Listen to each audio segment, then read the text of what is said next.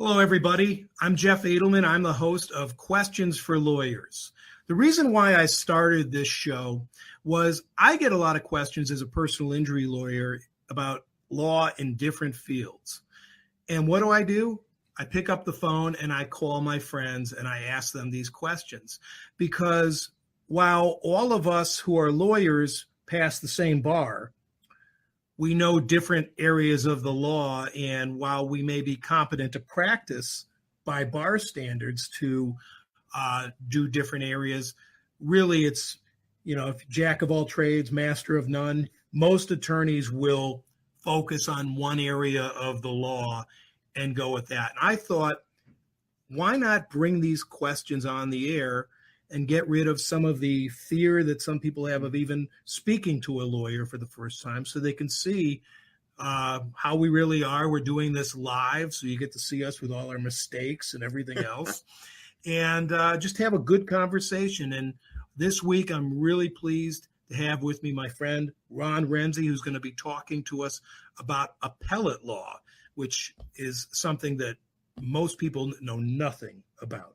Good to have you with us. Thank you, Jeff. It's been it's a pleasure. I'm not only a fan of the show, so to be on, it's a pleasure. Thank you for inviting me. And we have a studio audience today as well. So I mean, this is like new. This is big time right here. That's right. And we're going to take questions from the audience. Yes, at some point. And we all. And actually, if you have questions on Facebook, type them in the comments, and we will be able to answer those on the air. But Ron, appellate law is something that all lawyers have to be somewhat familiar with, but I've heard from many a person, you don't want to do your own appeal. No, you definitely don't want to do your own appeal, because the appellate lawyer should be in the background. The appellate lawyer is there if things don't go well at trial, the case is dismissed. It's hard to review yourself.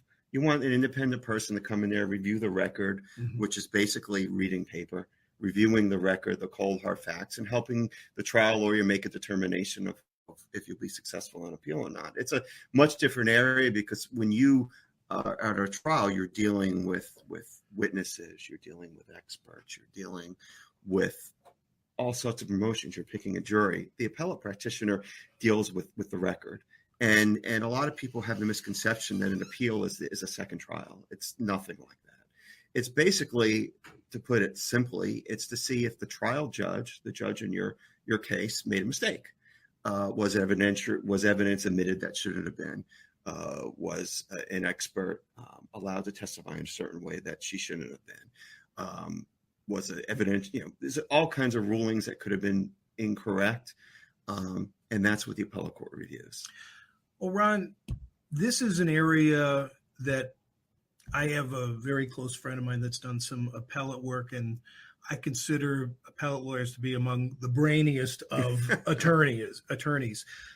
How did you get involved in this area of the law?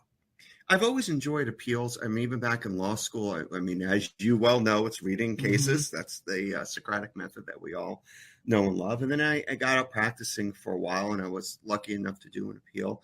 And it's, like you said, it's a lot of research and writing. It's reviewing cases, analyzing cases, and writing. And I've always enjoyed the research and writing aspect of it. And it's also an opportunity to clarify the law, and in some cases even change the law, because laws change on appeal. Whether, if a mistake was made, that's how it's remedied. So if you like research and writing and don't mind sitting in a quiet room for hours at a time, appellate law's for you. Yeah, I guess that's why I didn't get into it, because I'm loud and I talk, and I'm kind of can't sit still. So that's probably not the right. I think I chose wisely not to go into that. But you're very good in front of a jury. Appellate lawyers don't get in front of juries. Yeah, but it's a last line of defense. Indeed. So you got to make sure that your appellate lawyer is up to speed, and when you're working on an appeal, I mean, we see a transcript or 2 or 3 or 4 during a course of a litigation if it doesn't go to trial. But if it goes to trial, I mean, we're talking about a stack of papers this high, or maybe more, boxes and boxes of transcripts that people are reading. Mr. Renzy, She brought you some water Thank because you. we've been talking a lot. I like the mug. Yes, if you want to show the audience real quick. Without spilling it here. I'll show you right here. With great beard comes great responsibility. I didn't know you had a mug just for me. Thank you only so for much. you, because I have to say, I mean, while we are talking about appeals, you have the greatest beard we've had on this show. And, well, thank you. And I can't grow a beard, so I'm very envious, and we've talked about this before. Yeah, we have. So well, thank you. I thought you would enjoy I've had a that. beard for a long time, and this actually kind of looks like me. So it does. I tried very much. So in any event, that's a good one. Thank you. Yeah. In any event, there's a lot of reading involved when you're doing an appeal. Yes, there's a ton of reading. I mean, that's called, we call it the record in appellate law, which is basically everything that you trial attorneys have done, every deposition, every transcribed hearing, every piece of paper that you file. So most of our job, the unexciting job, is reading all the paper. And it's a very different experience because when you're in court, you feel the emotion. You feel what's going on. You have the dynamic with a witness. You see the jury, especially in a PI case where the facts can be horrific. You know, it could be a really bad situation. But when you're reading it on paper, it comes across totally different. So we're looking for issues that came up during the course of a case. From the start, it's not only the trial, from the start of the case to the finish of the case, and seeing what problems there were and how we can correct it on appeal. And when if you watch TV and the movies, people say, for the record, that's what they're talking about. That is exactly what they're talking about, for the record. If things go south, we're making a record of it. That's exactly what they're saying. That's exactly what it is. And everything has, if it's not on a piece of paper that I get, it didn't happen as far as the appellate court's concerned. And that could be a problem. Well, let me ask you this, Ron, because let's say you have a trial, you're vacillating about it, you're upset, and 2 months later you go, you know what? I want to appeal that. You can't do that, can you? No, There's you a can't do specific protocol that you have to follow, isn't there? Yes, there is. There's Can a you tell us a little about strict that? timeline, both in the rules in Florida and the federal rules are a little bit different, but suffice it to say, if you don't file your notice of appeal within 30 days, you're out of luck. That recently changed, didn't it? Yes. Oh, yeah, it used to be 15, right? Correct. And there's still certain, and not getting into details, there are final orders and non-final orders, but we're basically talking at the end of a trial. And then you can say, what do I do? What do I do? But you got to act pretty fast because you got to know you think 30 days is a long time. It's really not, because you could have 4, 5+ day trial, and you got to determine basically within 4 weeks, am I going to appeal this? Is there a reason to appeal this? So that's why it's good to get the appellate lawyer involved right away. On some of the larger situations, you might have an appellate lawyer just sitting in the trial, sitting in the courtroom, just kind of taking notes and kind of helping you out, because you got to make a determination very quickly because it's strict. There's no way around it. If you don't file what's called the notice of appeal, which basically says I'm going to appeal, you're out. And it's not as simple as I'm not happy with the result. What are the reasons that somebody could actually file an appeal? Right. There are various reasons, but basically there has to be a legal error. Meaning, was something done during the trial or something done pre-trial that the judge, for lack of a better way, a mistake was made. A piece of evidence was improperly admitted or wasn't admitted where it should have been. If there was a problem with a witness, if there's an argument that was made by one of the attorneys, a legal argument that the judge accepted that was legally not correct. There's a myriad of things. It could be anywhere from a witness issue to a jury issue to just a pure legal issues. And then you go to what we call standards of review, which basically means the kind of error and what kind of deference you give to the trial court, which is a whole nother analysis because your success could be hinged upon what kind of error. Let's say it's a pure legal error. A pure legal error is what we call the appellate court gets to basically look at everything from scratch. It's called it's without the standard. There's different standards of review, but they can review it from scratch. It's called de novo review, meaning we could do the appellate court looks in. There's an abuse of discretion, which is the opposite end, which is like say evidentiary issues. Basically, if it was reasonable that any person ruled this way, the appellate court's not going to overturn it. They're not going to substitute it to their judgment. And that's where you don't get a second trial. The appellate court's not holding a trial. They will not hold a trial. No matter how many people want them to hold a trial, they will not hold a trial. Well, and that brings up another point. How difficult is it to overturn a jury verdict, percentage-wise? It's extremely low. I've looked, and it's varied from year to year, but you're looking at 5%. 5%. You know, on the upper end, you might get to 10%, but if you think about it, you're still between 90 and 95% that you're not going to get overturned. So that is your trial. You're not getting the proverbial, which I'm sure you heard in law school, the second bite at the apple. Mm-hmm. You're not getting that. I mean, your trial is your trial. And even if you get a reversal, a lot of times you're getting a new trial. You're not saying you win. You're getting a new trial. So then it goes back to you to do this all over again with a different jury. And will you get the same result? Just don't know. And then there could be an appeal again. So this is why I think what you're seeing here is why most cases do settle without having a trial. Because even if you go to jury trial and you get a result, you could not see the money or whatever it is you're seeking for years upon years. Yes. And I mean, and I think, you know, as a trial lawyer, you know, that settlement, what's the old saying? It doesn't make everybody happy, but if you can walk away satisfied, it's a good settlement. Because you don't know, it could take years and you don't know what the appellate court's going to do. You just don't know. And we were talking before air. There are some cases that you think it's a fantastic appeal and you get all the indications you're going to get a reversal, and you don't. You get it affirmed. Affirmed just means the lower court judgment stayed. And sometimes you think this is a tough one, but let me do my best, and then you get a reversal. So it's a gamble like anything else. I have a question for you. Usually, I don't know if it's usually, but sometimes when there's an appeal, the court will write an opinion, and other times they'll just say affirmed. Yes. How do they determine whether or not they're actually going to write an opinion? Well, the court will determine whether an opinion is warranted. If the appellate panel, usually it's a 3-judge panel, after they read all the briefs and hear argument, if they determine this was a case that was easily resolved because it's happened many times before. This has happened over and over again. We're just going to do what's called the procuring affirm, which means we're just affirming without opinion.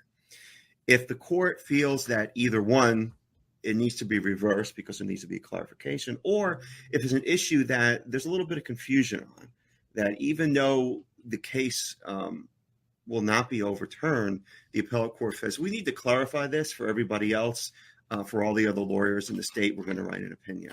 And that's an internal thing that they decide. I mean, the courts, just like the trial courts, the appellate courts are overburdened. There's a lot of cases out there. So they have to evaluate on a case-by-case basis whether an opinion is warranted.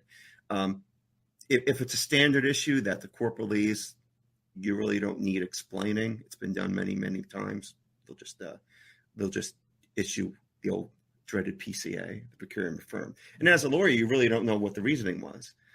Which is frustrating. Which is extremely frustrating. And if I would assume most every lawyer has gotten them before. And it's the most frustrating thing because you read like, why did we not prevail? Is it because we missed something? You know, was the issue confusing to them, or was it just so standard that they didn't think it was warranted to write? And you never know. You just never know. And I guess you have to understand your first appeal. And we're going to use Florida as an example. You have a trial and you appeal. It goes to the District Court of Appeal. That's an appeal as of right. So basically, anyone could appeal at any time. So even if it's a very standard issue and the court sees this has been done many, many times, you still have a right to appeal. You have a right to your first level of appeal. Mm-hmm. And so I believe that's why you get the procuriums, you get the affirms without opinion, just to move things along. But as an attorney, it's tough because you just don't know. How much does it cost to appeal a circuit court jury verdict? On average? I mean, if you could kind of give us an idea of what type of costs are involved in appeal, how do you get paid on appeal? Generally, well, the costs of appeal are it's around $400, $300 to the appellate court. We're talking Florida now. So Sure, a little bit different. We've been talking about Florida the whole time because we do both, but it's about $400, $300 to the appellate court, $100 to the trial court. The fees, attorneys do it different ways. You do an hourly or a flat fee. I do a flat fee. I find it more fair to the client and to the trial attorney so they know what they're getting into. Right. And that we basically assess the appeal and determine what it's going to be. I can kind of give you a rough range, but each case is a little bit different. I mean, it can be, $5,000 to $7,500. But that's what somebody would expect if they're trying to do an appeal, that they'd have to shell out that kind of money to determine if it's worth it to try to overturn that jury verdict. Generally, yeah, that's them. And there are attorneys, and we have done it too, that will do a contingency, but that's a whole another issue that you have to, when you deal with your trial counsel. But mostly you have to shell out the money. And then it's determined, it's like anything else, it's a cost-benefit analysis. You have to do your best to determine what your chances of success are and go for it from there. Can you talk a little bit about what editor is? Because I'm sure that anybody who's not an attorney who has probably never heard that term. Are you familiar with those type of matters? And have you pursued those type of matters? I have. Tell us a little bit about that. Yeah, I've just, maybe by way of example, I had a case where it was a personal injury case that went to trial, 4-day trial, something like that. And the jury found for the injured party, they found for past damages, medical bills, and pain and suffering, but the jury didn't find anything for future damages. Okay. And as a trial attorney, something's a little amiss there. Right. So the attorney not consistent. Yeah, it's not consistent. In what we call an inconsistent verdict. So the attorney requested the judge regarding editor, which basically the judge has the ability to correct the inconsistent verdict, to add, I guess, for a better add. And in this case, the judge didn't. The judge just said it's fine. And then the attorney also says, well, can we at least get a new trial? And the judge, for whatever reason, refused. So then that's when the appeal comes in. And then you argue to the appellate court, the law of editor, that the trial court basically had the duty to make the verdict consistent, and went through the whole appellate process, got a reversal, but then you had another trial. Then you had to go through the whole step again. And fortunately, that particular trial turned out successfully. But if you think from the time that the original case was filed to the time that the second jury entered a reasonable verdict, you're talking years. I mean, almost a decade. And it's important to note that in the trial court, the attorney asked the judge to reconsider. Correct. Because you have to do that. You have to do that. Okay. So the judge did not reconsider. Right. And then it had to go to another level. And then you got involved. The editor was determined. It was determined it was improper not to do it, but the appellate court wouldn't step in the place of the trial court and actually they don't run numbers. So they had to do the whole trial all over again. Correct. And thankfully, in that case, it worked out. In that case, it worked out. Years later, delayed justice, but justice eventually. And you brought up a key point about that the attorney has to ask the judge. They have to, what we call, they have to preserve the issues. And then if you see a trial, let's say you see a personal injury trial and you see all these kinds of objections and things being said, and then the attorney says, I want to proffer evidence. Like, why are you talking to the judge? He already doesn't want to hear what you're going to say. Mm-hmm. It's all to preserve the evidence, to preserve the objection for the appeal. And it goes back to making the record. So if you watch your attorney, they're doing a lot of things that may not make sense while they're doing it, but it will definitely make sense down the road. What kind of advice can you give, Ron, to a client who is in trial and their attorney is telling them, don't say certain things, follow these instructions. What advice would you give to somebody who is not a lawyer but doesn't understand why they can't say those things? I would say, without a doubt, listen to your lawyer. That lawyer, she or he is trained, went to law school, has a lot of experience in doing these, and there's a reason for it. It may not seem apparent at the time, but there's a real reason for it. And a lot of it has to do with people like me that are going to have to read the transcript later, read the record, and things that were done that shouldn't have been done hurts the case because you can't undo it. You don't unring the bell. No. What's on the paper is on the paper. So listen to your trial lawyer. They've been working with you a long time. You brought up ring the bell. You know, we watch TV on the news. Politicians are notorious for ringing the bell over and over and over and over.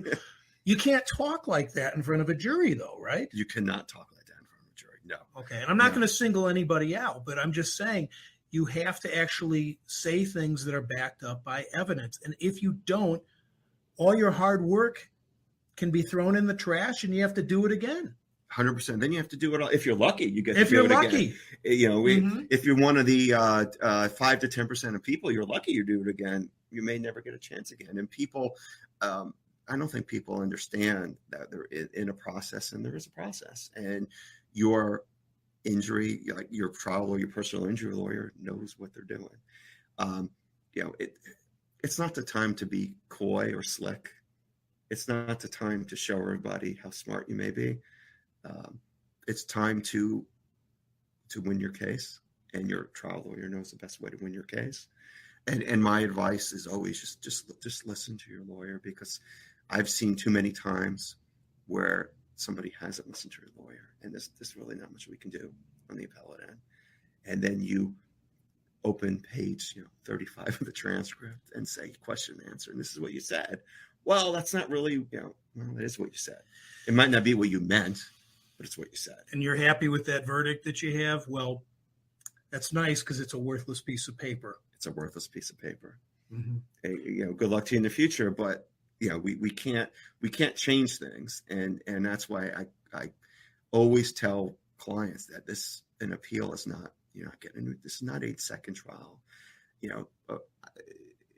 I would get clients who would say, well, just go and tell the judges, just tell them this is really what happens. It doesn't work that way. Appellate court is a court of review. They can only look at what happened. They call below. They can only look at what happened at the trial court. The trial judges have the hardest job. Trial attorneys have the hardest job, and that's the front lines of law.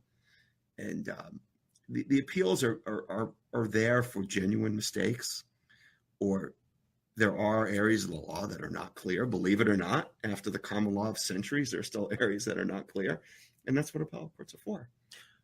What bars are you licensed for, Ron? I'm a member of the Florida bar, obviously, and also federal. I'm the Southern District of Florida, the Third Circuit Court of Appeal, the Federal Circuit Court of Appeal, the 11th Circuit Court of Appeal, and the U.S. Supreme Court.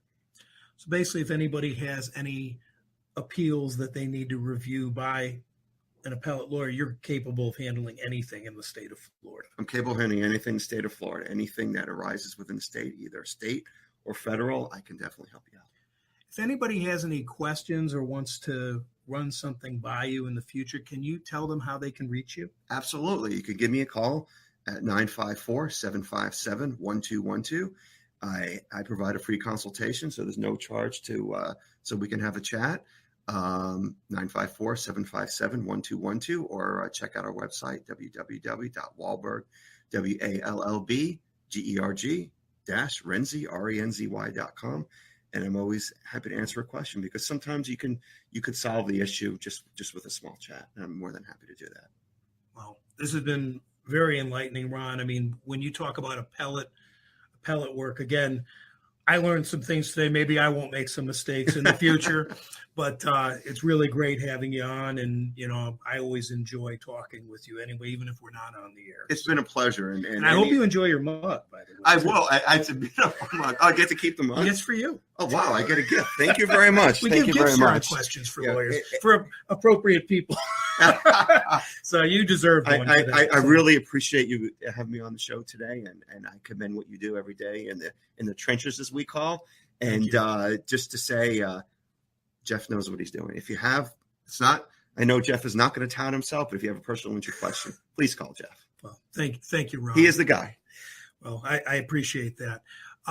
Next week, we will be having another Questions for Lawyers. It'll be on May the 21st. Brian Cohen, a partner with DLA Piper in Chicago, Illinois. He works on commercial real estate transactions. Also happens to be my cousin. So okay. I'm going to just throw that in there. Hey, he's going national. But Brian is one heck of a commercial transaction attorney, and I'm looking forward to actually talking about some law in there because he's somebody that I've run questions by, and just a brilliant guy, happens to be my cousin. So awesome. I'm going to tune in. Yeah, should you? Should be great. And we'll be doing that remotely, which we can do that with the software we have, the technology that we have. It's pretty incredible. Also, you can watch this on replay, and we will be putting it right away on Apple and Google Podcasts as well as Spotify. If you have any questions, feel free to call me. My name is Jeff Edelman, 954-341-2777. Happy to have Ron Renzy with us on the air, and looking forward to seeing you again next week. Thank you.